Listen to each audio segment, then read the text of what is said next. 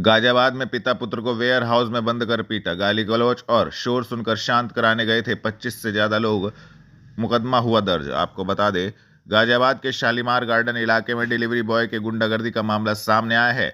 एक ware house में काम करने वाले डिलीवरी बॉय ने विरोध करने पर पिता पुत्र को बंधक बनाकर मारपीट की। पीड़ित देवेंद्र गुप्ता ने बताया कि सोसाइटी के नीचे स्थित डिलीवरी कंपनी के वेयर हाउस में लगभग 100 डिलीवरी बॉय 24 घंटे काम करते हैं। मेरा नाम अभिलाष है। हमारे घर के नीचे जो एक रेजिडेंशियल सोसाइटी है, 28 घर है यहाँ पे ब्लिंकिट का वेयर हाउस खुल चुका है, जिसके कारण 100-150 डिलीवरी वाले जो राइडर्स होते हैं वो हमेशा रहते हैं। उन ड्राइवरों के चक्कर में पिछले 1 महीने से काफ़ी परेशानी और दिक्कत सोसाइटी वाले को हो रही थी, और सारे ड्राइवर गाली गलौज 24 घंटे करते हैं, क्योंकि ये 24/7 ऑपरेट होता है ये ब्लिंकिट का स्टोर। कल मेरे पिताजी ऑफिस से आ रहे थे, लड़ाई झगड़े चल रहे थे जो कि पिछले 1 महीने से चले जा रहे थे, गाली गलौज नीचे चल रही थी। वो उन्हें हटाने के लिए गए कि भाई यहाँ परिवार रहते हैं, गाली गलौज ना करो। इतने में ही 20-30 ड्राइवरों ने मेरे पापा को घेर लिया। मैं ऊपर अपनी बालकनी में था, मैंने देखा, मैं नीचे पहुंचा, मैं छुड़ा रहा था उन्हें। इतने में ही हाथापाई चालू हो गई और 30 से 40 लड़कों ने हमें पहले मारा और फिर हमें ले गए ब्लिंकिट के स्टोर में, और वहां से उन्होंने शटर बंद कर दिया। 15 से 20 मिनट हमारे अंदर पिटाई करी है 30-40 लड़कों ने, और ब्लिंकिट की तरफ से हमें कोई सपोर्ट नहीं मिला कि ये हमें आइडेंटिफाई करवा देंगे कौन है। और पुलिस पे हमारी अभी कंप्लेन है, जांच चल रही है, देखते हैं प्रशासन इनके साथ क्या करती है। मेरी सबसे बस यही रिक्वेस्ट है कि इसे स्टोर को जल्द से जल्द बंद करा जाए और जो लड़के थे दोषी उन्हें पकड़ा जाए, नहीं तो ये प्रेसिडेंट ऐसी सेट हो जाएगी कि अगर 40-50 आवारा बेरोजगार लोग अगर एक साथ मिल जाए तो किसी भी आदमी को ऐसी तैसी कर देते हैं। अगर ऐसे ही करना है हमें इस देश को आगे तो बढ़ावा दो इसे। नहीं चाहते सोसाइटी को अच्छा करना चाहते हो तो इसे आज यहीं रोकिए और मेरा साथ दीजिए। Doctor Bhimrao Ambedkar sports stadium में अखिल भारतीय विद्यार्थी परिषद द्वारा नगर खेल कुंभ को लेकर की गई प्रेस वार्ता। आपको बता दें, सोमवार शाम 4 बजे विभाग संगठन मंत्री अखिल भारतीय विद्यार्थी परिषद चैतन्य स्वरूप के नेतृत्व में doctor Bhimrao Ambedkar sports stadium में प्रेस वार्ता का आयोजन किया गया। नगर खेल कुंभ का आयोजन 29, 30 एवं 31 जनवरी को doctor Bhimrao Ambedkar sports stadium में किया जा रहा है, जिसको लेकर यह प्रेस वार्ता आयोजित की गई तथा संबंधित जानकारी दी गई। अपना परिचय दीजिए आप। हाँ, मेरा नाम प्रोफेसर दिनकर मलिक है और अखिल भारतीय विद्यार्थी परिषद में मेरे पे प्रांत उपाध्यक्ष और राष्ट्रीय कार्यकारिणी सदस्य का समय दायित्व है। आज आप लोगों ने प्रेस वार्ता की है, क्या उद्देश्य है? हमारा गाजियाबाद में प्रांत अधिवेशन हुआ था और जिसमें खेल कुंभ कार्यक्रम के अंतर्गत यह आह्वान किया गया था कि मेरठ प्रांत के सभी महानगर में जिले की सभी इकाइयों पर हमें नगर खेल कुंभ का आयोजन करना है, और इसी के निमित्त सहारनपुर महानगर में दिनांक 29, 30 और 31 तारीख को मंडल स्तरीय नगर खेल कुंभ का आयोजन किया जा रहा है। और इसमें हम लगभग जो हमारी हैं 6 जो खेल है उनमें हमारी प्रतियोगिताएं की जाएंगी, जिसमें सहारनपुर से और शामली से, मुजफ्फरनगर से जो खिलाड़ी प्रतिभाग करेंगे। तो इसमें मुख्य उद्देश्य हमारा ये है कि जो खेल प्रतिभा है उनको अखिल भारतीय विद्यार्थी परिषद के मंच पर ऐसा एक मंच प्रदान करना और उनकी जो प्रतिभा है उनको आगे बढ़ाना है, ये हमारा मुख्य उद्देश्य है। कब से कब चलेगा ये कार्यक्रम? ये कार्यक्रम 3 दिन चलेगा, 29 तारीख, 30 तारीख और 31 तारीख को। 29 तारीख को हमारे यहाँ वॉलीबॉल की और एथलेटिक्स की प्रतियोगिताएं होंगी। 30 तारीख को बैडमिंटन होगा और कबड्डी होगी, और 31 तारीख को जूडो और उसके बाद ताइक्वांडो की प्रतियोगिता यहाँ पर आएंगी। कहाँ से खिलाड़ी जो है यहाँ पर आएंगे? जैसे मैंने अभी पहले बताया था कि मंडल स्तरीय प्रतियोगिता है, तो इसमें हमारे सहारनपुर से, शामली से, मुजफ्फरनगर से, यहाँ से खिलाड़ी और भी यदि कहीं और से आए तो खिलाड़ी प्रतिभा कर। लगभग कितने आप लोगों की जी टेक्निकल ऑफिसर ये क्या जो खेल की फेडरेशन के नियम अनुसार कराया जाएगा? कौन कौन से टेक्निकल? हाँ, इसमें हम ऐसा किया है, जो हमारे यहाँ स्पोर्ट्स स्टेडियम है, BR अम्बेडकर स्पोर्ट्स स्टेडियम है, इसमें जो कोचेज हैं यहाँ पर उन्हीं की देखरेख में सारे हमारी ये प्रतियोगिताएं कराई जाएंगी, और जो रूल फॉलो किए जाते हैं उसी के अकॉर्डिंग सब जिम्मेदारी उन्हीं की है। जो बिल्कुल इससे हमारे जो टेक्निशियली परफेक्ट कोचेज हैं उन्हीं की देखरेख में सारे कार्यक्रम किए जाएंगे, और उन्हीं के अकॉर्डिंग अपना हम सारे जो मानक है हमारे उन्हीं को हम फॉलो करते हैं। खिलाड़ियों के लिए क्या सम्मान राशि है या कैश अवार्ड आपके द्वारा किया जा रहा है इसमें, या पुरस्कार है? इसमें हम पुरस्कार दे रहे हैं, उसमें एक ट्रॉफी प्रदान की जाएगी जो फर्स्ट सेकंड थर्ड आएंगे, और उसमें मेडल्स भी हम कुछ खिलाड़ियों को प्रदान करेंगे। उसके साथ साथ प्रशस्ति पत्र तो सभी को अपना मिलेगा जितने भी कोई प्रतिभाग करेगा। महाकुंभ कराने का मेन उद्देश्य क्या है सर? जैसा हमारा अखिल भारतीय विद्यार्थी परिषद का ये हमेशा जो देश के हमारी जो है वैश्विक पटल पर उसको आगे लाना है, और हमारा ये जो गांव-गांव में दूर दराज के क्षेत्रों में जो भी खिलाड़ी है उनको एक ऐसा मंच प्रदान करना है कि जिससे वो एक मंच मिले, अपनी प्रतिभा को दिखा सके और उन्हें आगे बढ़ सके अपने जीवन में। ये हमारा मेन उद्देश्य है, और अखिल भारतीय विद्यार्थी परिषद पूर्व से ये उद्देश्य रहा है। ये फ्री इवेंट आपका हो रहा है, कोई फीस इसमें ली जा रही है? बच्चों के लिए क्या व्यवस्था आपके द्वारा की जाएगी इवेंट? देखिए, इसमें हमने लगभग जो एथलेटिक्स प्रतियोगिता है इसमें 100 रुपए एक एंट्री फीस रखी है, और बैडमिंटन में 200 रुपए रखी है, और जो हमारी टीम इवेंट है जैसे हमने वॉलीबॉल की है और कबड्डी, उसमें 1000 रुपए टीम इवेंट हमने फी इसमें एक नॉमिनल जो धनराशि है वो रखी है। दिल्ली रोड स्थित गुज्जर भवन में गुज्जर समाज के द्वारा आयोजित की गई बैठक दी संबंधित जानकारी। आपको बता दें, सोमवार दोपहर 3 बजे गुज्जर समाज के द्वारा एक बैठक का आयोजन दिल्ली रोड स्थित गुज्जर भवन पर किया गया। उत्तराखंड में हुए गोलीकांड को लेकर गुज्जर समाज में रोष व्याप्त है। गुज्जर समाज ने विधायक उमेश कुमार पर कई तरह के आरोप लगाते हुए कहा कि वह अपने महल की रक्षा करना जानते हैं। उन्होंने कहा कि गुज्जर समाज के लोग उत्तराखंड पहुंचेंगे और अपने महल की रक्षा करेंगे।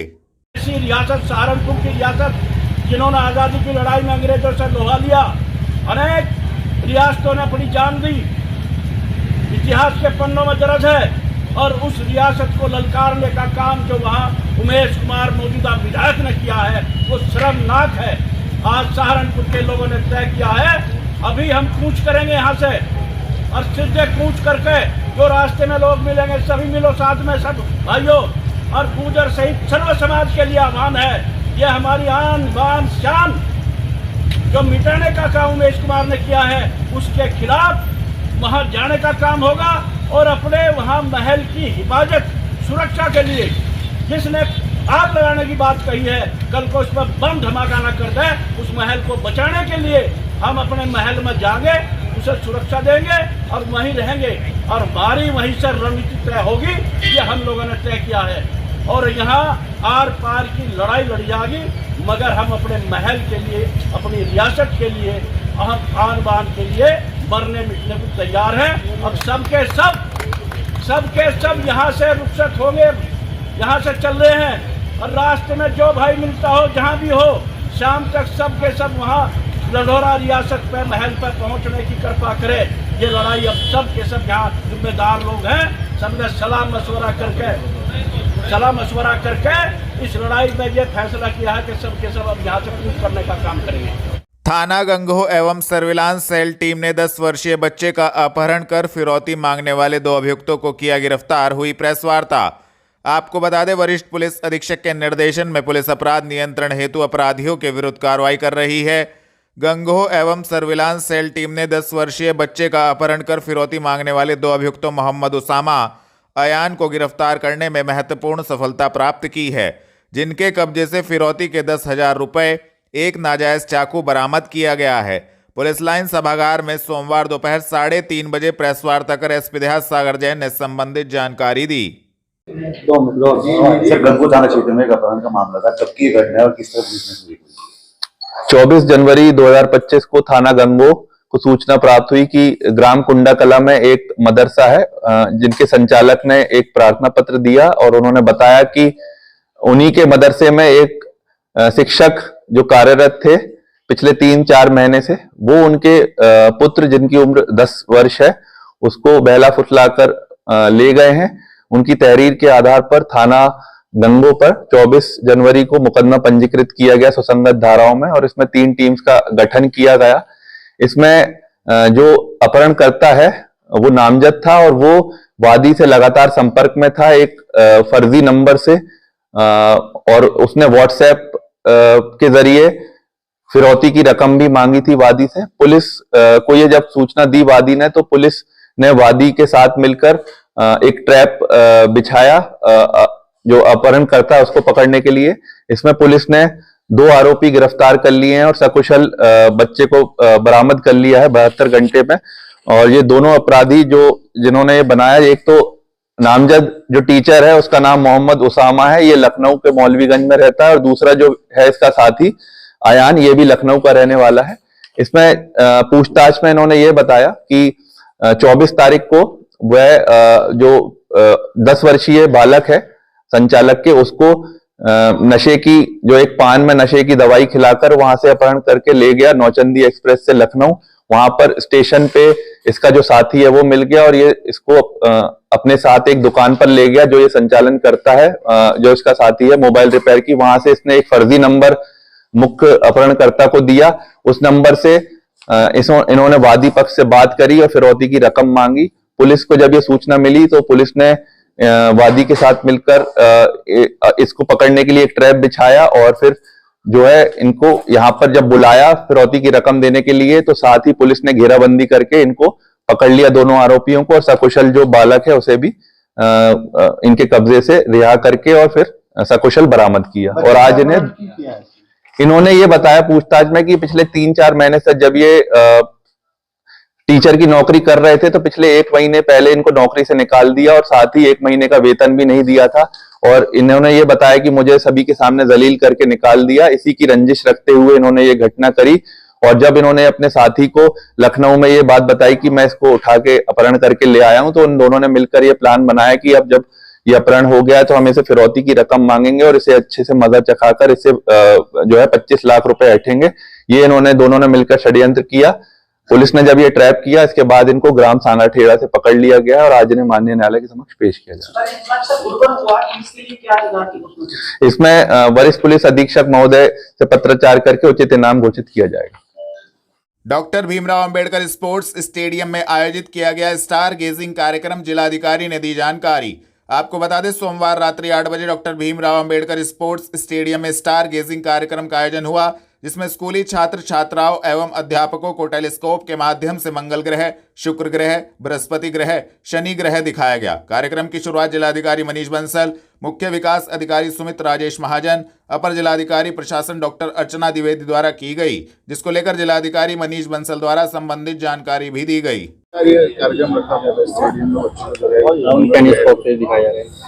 ये आज यहाँ पर स्टेडियम में हम लोगों ने एक स्टार गेजिंग प्रोग्राम रखा है, जिसमें जो स्कूलों के बच्चे हैं, हमारे गवर्नमेंट स्कूल्स के भी हैं, प्राइवेट स्कूल्स के भी हैं, वो यहाँ पर आकर टेलीस्कोप के माध्यम से जो हमारे आकाश में जो विभिन्न तारे हैं और प्लैनेट्स हैं, आज उनको देख रहे हैं।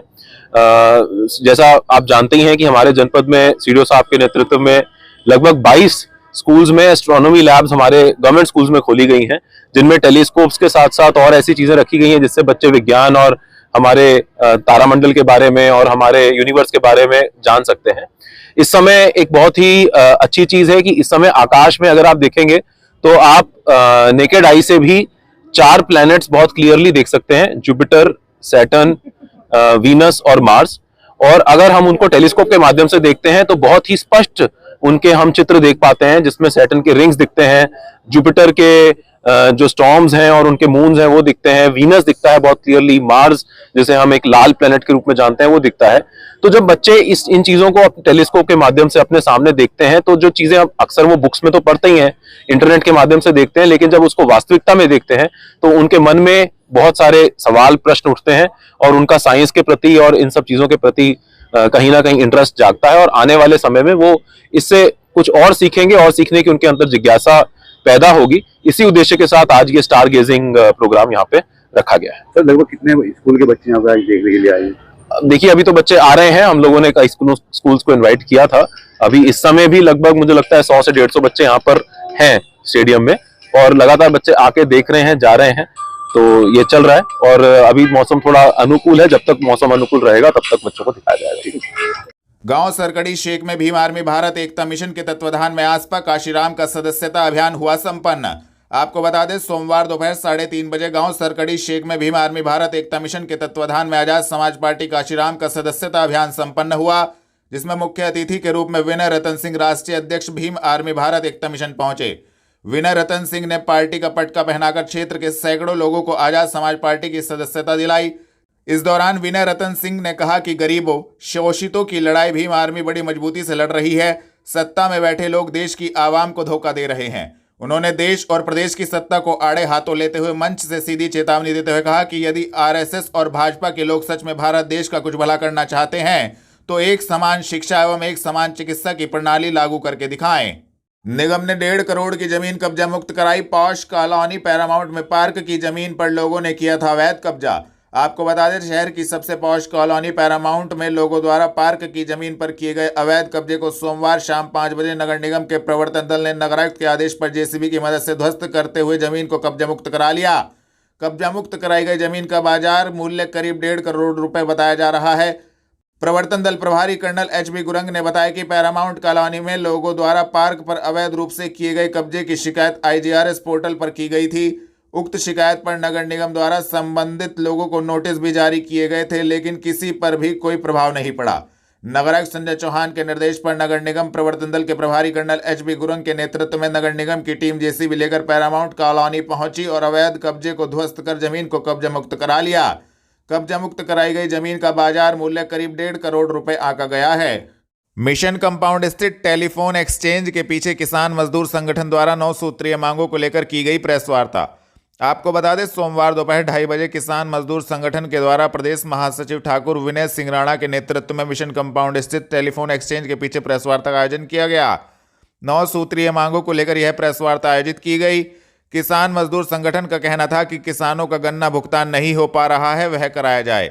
अन्य मांगों को लेकर प्रेस वार्ता में संबंधित जानकारी दी गई। जी सर, आपका नाम? विजय राघव, महानगर अध्यक्ष मेरठ किसान मजदूर संगठन।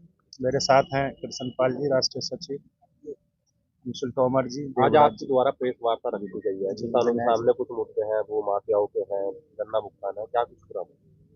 आज ये 9 बिंदुओं पर प्रेस वार्ता है, जिसमें मूल रूप से गन्ना मूल्य वृद्धि, भुगतान, बिजली, शिक्षा, चिकित्सा, स्वास्थ्य से संबंधित विषयों पर ये की गई है। और एक मुद्दा ये कृष्णा नदी का है, जो बार बार हम उठाते आ रहे हैं। ये गंभीर विषय है। RTE है, बैंक है, बैंकों की मनमानी है। और आपके यहाँ जिला सहारनपुर में भूमाफिया गैंग एक्टिवेट है। 2 नाम हमने आज बताए, रितेश गर्ग और संजय मोहता। इनके खिलाफ FIR भी दर्ज हो चुकी है। भूमाफियाओं पर तत्काल कठोर कार्रवाई की जाए। किसानों की जमीन ठगने का जो काम कर रहे हैं उस पर तत्काल रोक लगाई जाए और इनकी संपत्ति जब्त करके पीड़ितों को वापस दिलाई जाए। ये 250 करोड़ रुपए बकाया गन्ना भुगतान कौन सी नीति पर है? ये गागनोली मिल, लगभग 250 करोड़। क्या गन्ना विभाग द्वारा कार्रवाई की जा रही है? लगातार कार्रवाई की जाती है। आश्वासन की कार्रवाई चल रही है।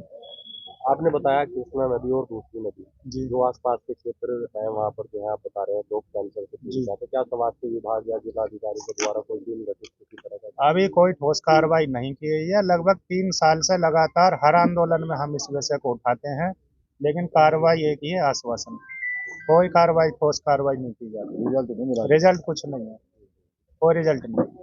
भूमाफिया आप बता रहे हैं कि जैसे मुख्तार अंसारी थे, अतीक अहमद थे, उसी तरह यहाँ पर कुछ भी भूमाफिया है। कौन उससे भी बड़े मुख्तार अंसारी और अतीक अहमद ने आम आदमी की जमीन कब्जा करी, किसी DGP की नहीं करी। इन्होंने तो पूर्व महानिदेशक DGP हैं, अभी मैं मीडिया के सामने नाम उनका नहीं ले रहा हूँ। ऐसे पुलिस अधिकारी तक की जमीन ये हड़ पे बैठे हैं, तो ये तो उससे भी बड़े हैं। और पुलिस विभाग इन पे कुछ नहीं कर पा रहा, तो किस पे करेगा? क्या चाहते हो आप सब विषय पे किस तरह की कार्रवाई हो, सब पे ठोस कार्रवाई हो, जो जमीन पे दिखाई दे। कागजों में कार्रवाई ना हो, मौके पे हो और दिखाई दे। आम आदमी का विश्वास सरकार में बढ़े, पुलिस प्रशासन में बढ़े और कानून में बढ़े। कानून से जो विश्वास उठता जा रहा है उसका यही तो कारण है। आम आदमी की सुनवाई है नहीं। उसे लूट लो, ठग लो, उसे बैंक ठग ले, उसे भूमाफिया ठग ले, उसे स्कूल वाले ठग ले, वो तो रोता पीटता फिर रहा, सुन कौन रहा है। और पैसे वाले खूब कानून तोड़े, माननीय सुप्रीम कोर्ट का ऑर्डर नहीं माने। 14 दिनों का ऑर्डर है, गन्ना भुगतान का नहीं कर रहे। कौन सी मिल पे मुकदमा हो गया? यही मांग है हमारी। जी। कलेक्ट्रेट में जिलाधिकारी ने सफलतापूर्वक प्रशिक्षण पूर्ण करने पर बालिकाओं को वितरित की सिलाई मशीन। आपको बता दें, स्वैच्छिक संगठन राजसी डेवलपमेंट एंड रिसर्च संस्थान पुष्पांजलि विहार जनता रोड द्वारा संचालित बालगृह बालिका में निवासरत बालिकाओं को लाल सखी द वुमेन्स वॉइस संस्थान द्वारा प्रोजेक्ट स्किल कनेक्ट मेरा हुनर मेरी पहचान के अंतर्गत सिलाई, कढ़ाई व बुनाई का प्रशिक्षण सफलतापूर्वक पूर्ण होने पर जिलाधिकारी मनीष बंसल द्वारा सोमवार शाम 5:30 बजे प्रमाण पत्र प्रदान करते हुए सम्मानित किया गया है। जिलाधिकारी द्वारा सफलतापूर्वक प्रशिक्षण प्राप्त कर चुकी बालिकाओं का उत्साहवर्धन करते हुए 5 सिलाई मशीन वितरित करते हुए बालिकाओं को आत्मनिर्भर बनाने और उनके उज्जवल भविष्य की कामना की गई। मुख्य विकास अधिकारी सुमित राजेश महाजन ने बालिकाओं को मन लगाकर कार्य करने के लिए प्रोत्साहित किया, जिससे बालिकाएं स्वयं आर्थिक रूप से आत्मनिर्भर होकर उद्यमी बन सकें। थाना कोतवाली देहात पुलिस ने हत्या के प्रयास में वांछित 3 अभियुक्त गणों को कोतवाली देहात क्षेत्र से किया गिरफ्तार, की कार्रवाई। आपको बता दें, वरिष्ठ पुलिस अधीक्षक के निर्देशन में पुलिस अपराध नियंत्रण हेतु अपराधियों के विरुद्ध कार्रवाई कर रही है। थाना कोतवाली देहात पुलिस ने सोमवार शाम 4:30 बजे हत्या के प्रयास में वांछित 3 अभियुक्त गणों कुणाल, रोहन एवं हिमांशु को कोतवाली देहात क्षेत्र से गिरफ्तार करने में महत्वपूर्ण सफलता प्राप्त की है, जिनके कब्जे से एक तमंचा एवं एक जिंदा कारतूस 315 बोर बरामद किया गया है। संबंधित धाराओं में कार्रवाई करते हुए तीनों अभियुक्त गणों को न्यायालय के समक्ष पेश किया गया है। गिरफ्तार करने वाली टीम में उप निरीक्षक बलवीर सिंह, हेड कांस्टेबल राजीव कुमार मौजूद रहे। कलेक्ट्रेट में जिलाधिकारी की अध्यक्षता में जिला स्वास्थ्य समिति की बैठक, हेल्थ रैंकिंग में लाए सुधार जिलाधिकारी। आपको बता दें, जिलाधिकारी मनीष बंसल की अध्यक्षता में कलेक्ट्रेट स्थित नवीन सभागार में सोमवार शाम 6:30 बजे राष्ट्रीय स्वास्थ्य मिशन के अंतर्गत गठित जिला स्वास्थ्य समिति शासी निकाय की समीक्षा बैठक की गई। मनीष बंसल ने समीक्षा के दौरान जननी सुरक्षा योजना के अंतर्गत आशाओं के कम भुगतान पर नाराजगी व्यक्त करते हुए निर्देश दिए कि आशाओं के भुगतान में किसी भी प्रकार की लापरवाही न बरती जाए। पुआरका, बेहट, नानौता एवं हरोड़ा में JSY के तहत आशाओं का कम भुगतान पर वैम का वेतन रोकने के निर्देश दिए। उन्होंने मेडिकल कॉलेज में कम प्रसवों पर नाराजगी व्यक्त करते हुए प्रसव बढ़ाने के निर्देश दिए। उन्होंने कहा कि हेल्थ रैंकिंग में सुधार लाया जाए। जिलाधिकारी ने निर्देश दिए कि परिवार कल्याण के तहत महिला एवं पुरुष नसबंदी को बढ़ाने के लिए बेहतर काउंसलिंग कार्य योजना बनाकर कार्य करना सुनिश्चित करें।